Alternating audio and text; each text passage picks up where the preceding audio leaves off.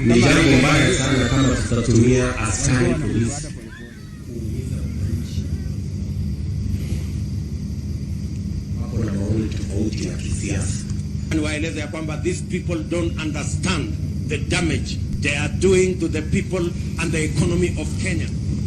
All right. Yes, the video in contention here was recorded earlier today. Yes.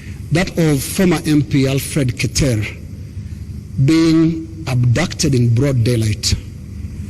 Mr. President, before you even talk about the entire incident, the children were screaming, and a sound that we believe belongs to the wife was also heard, screaming in distress. How does that make you feel? Three things. I have told you, I made a deliberate decision to make sure that the police operate independently. That's number one. Number two, I have told you, if the police summon Linus Kaikai and Linus Kaikai refuses to go to the police, are the police not entitled to come and look for you? When the police come to arrest you after they have summoned you and you didn't show up, is that an abduction? So let's have this as a confirmation that no, I'm just asking you. Let's have this as a confirmation, Your Excellency, that Alfred Keter was summoned by police. He refused to the police respond have to issued the a summons. statement. I would suggest, instead of us having a back and forth, the police have released a statement. Can you check what the police have released, the statement? And you still not answered my question. Which the was? wife and children screaming that way. I mean, how do you feel, Your Excellency? I mean, my friend, every child, every mother feels the same when their parent is under attack. I mean, that is what it is. But let me ask you, what about the children? What about the children of those who have lost their lives because of the criminality of others? Don't they feel the same?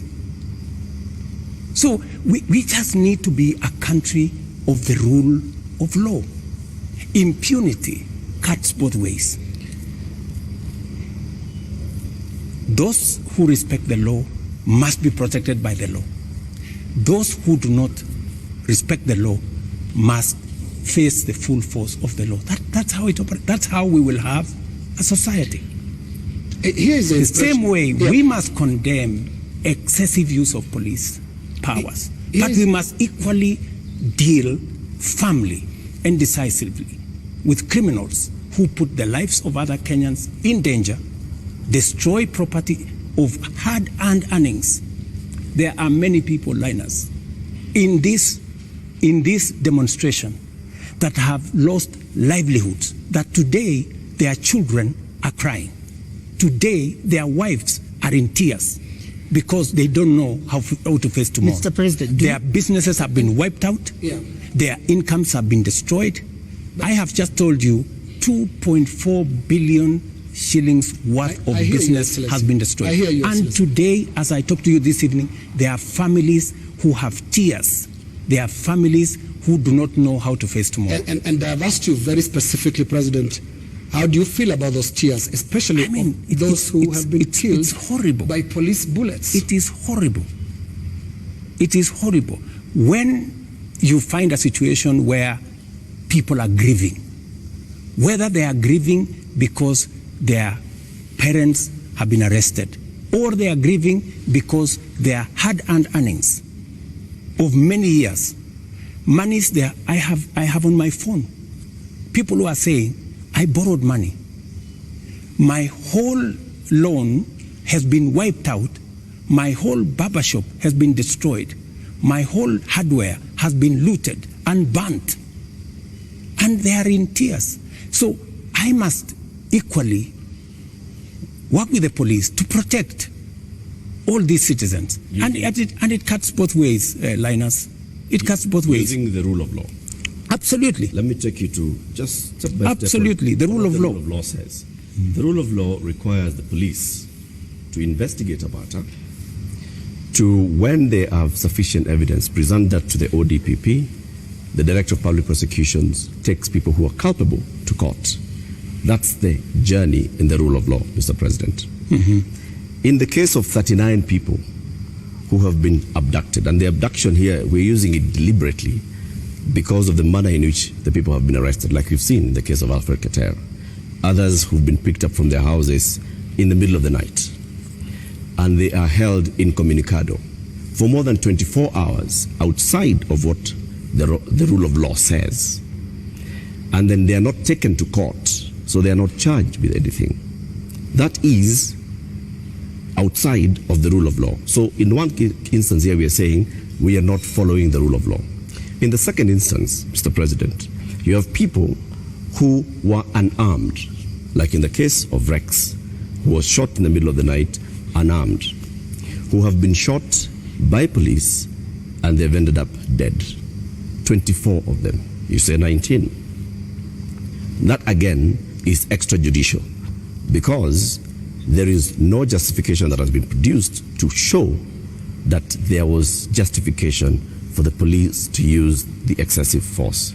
So basically we are showing examples where the rule of law, which you promised to uphold, which you also set and said, this is what the police has been doing. And you said, Mr. President, as you took office, that the problems with the police service also are going to the top, the leadership of the police service. And you promised the people of Kenya that you're going to hold the police to account outside of the rule of law and accountability, which comes to your desk. Are you holding the police accountable for 39 people abducted, for 24 people killed, for 627 people arrested and not charged, for 431 people injured by live bullets, rubber bullets, tear gas canisters, police batons? Latif, as I have told you, we must operate within the parameters of the rule of law. And I agree with you. The police must never act outside the framework of the rule of law. They must do that which only the Constitution and the law allows them to do. And it is very clear that any operation of the police outside the parameters of the law, the police will be held to account. Whether it is holding citizens beyond the stipulated time, but I must be thoroughly clear to you. When police arrest somebody, there is a constitutional timeline which they are allowed by the law to hold that person. 24 hours. That does not amount to an abduction. 24 hours. In my opinion. A case in point is what has just been said here about what happened earlier today. And you guys clearly said in this conference that it was an abduction. I mean, it's just clear now that it is not an abduction. They're not this is an arrest. And the police have come forward to say, this is the situation, we have arrested this person, and it is just good for us to all of us follow the law. And I agree with you, the police must act within the law. But let me ask you one question also, Latif. I have never, in this conversation, which is now 20 minutes in, are you guys bothered about the fact that Parliament was burnt?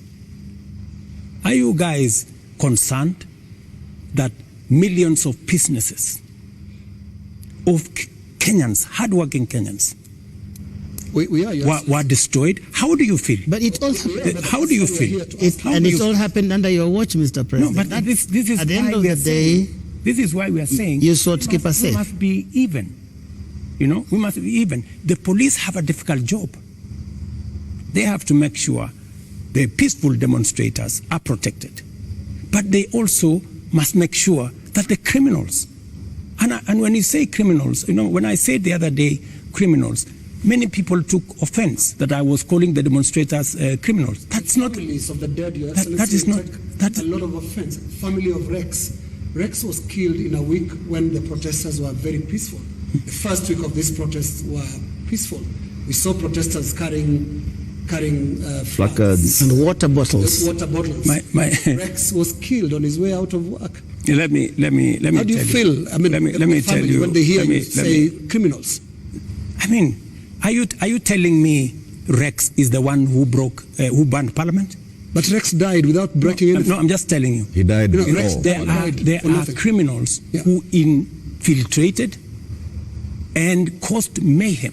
And in fact, some of the criminals are actually harmed. They actually harmed the peaceful protesters. Many of the peaceful protesters, they lost phones. They were attacked. In fact, some of the peaceful protesters were attacked by criminals, including a clear example of the one I have explained to you, that they overpowered the police, took the gun from the police, and started shooting innocent people. So we must deal with this situation globally. Mr. President. I feel for Rex and the mother.